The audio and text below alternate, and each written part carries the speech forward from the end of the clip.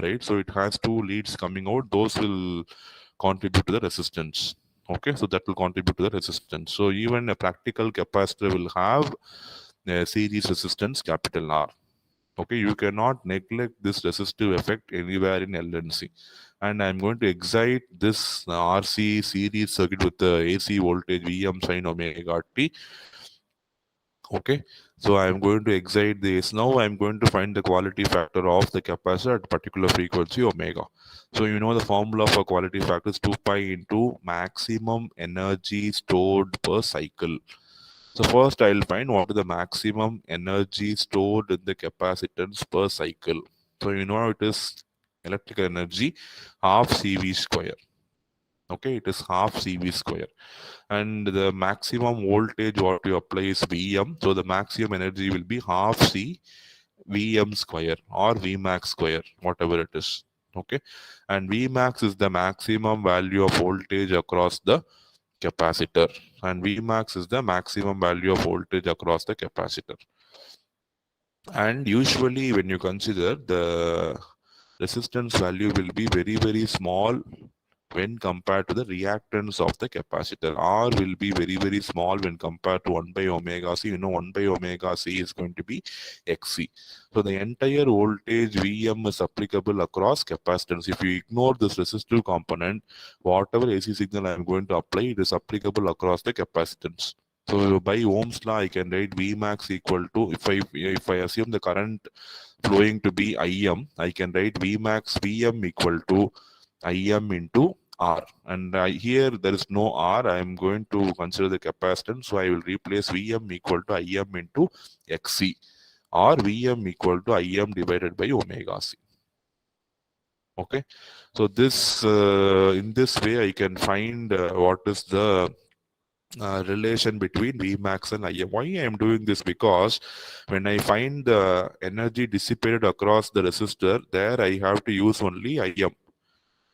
There Im is coming. So in order to cancel out this Im square, I am converting this Vmax into Im.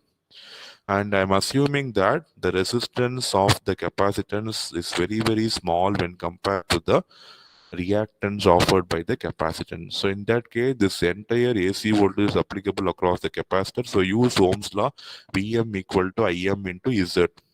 And here it is not Z, it is Xc. And Xc, you know, it is 1 by omega C. So Vmax equal to Im by omega C. So substitute that in the expression for maximum energy stored in the capacitor per cycle. So half into C Vmax square, half into C into Im square by omega square C square. One C will get cancelled. So it is half into Im square by omega square into capital C. So this is the maximum energy stored in the capacitor per cycle.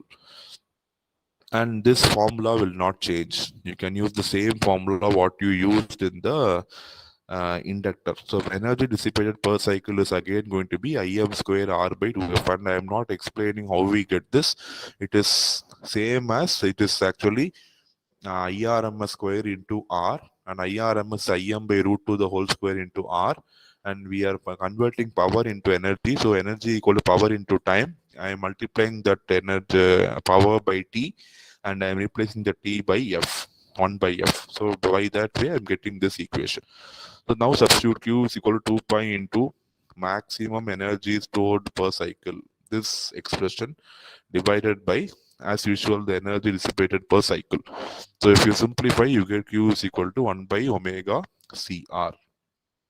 In the same way, if you apply the formula Q is equal to X by R, you know for capacitance, X value is 1 by omega C. So Q value is going to be 1 by omega CR.